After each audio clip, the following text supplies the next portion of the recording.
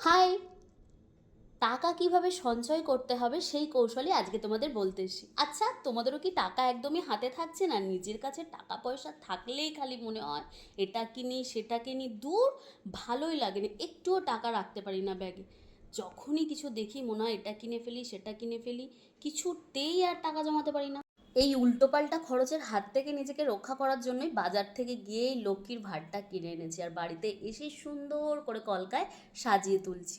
কি এবার বলো তো, তোমাদের ঘরেও যদি এরকম একটা সুন্দর ঘর থাকে, তোমাদের কি ইচ্ছা করবে এটা ভেঙে ফেলি যতক্ষণ না এটা ভর্তি হচ্ছে?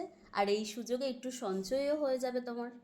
কি কিরকম দিলাম বুদ্ধিটা, বলো? তোমরাও কি বড়লোক হতে চাও? আর কিছুদিন পর দেখবে আমিও বড়লোক হয়ে গেছি, এই ঘরটাতে টাকা জমিয়ে আমি বিশাল বড়লোক হয়ে যাব।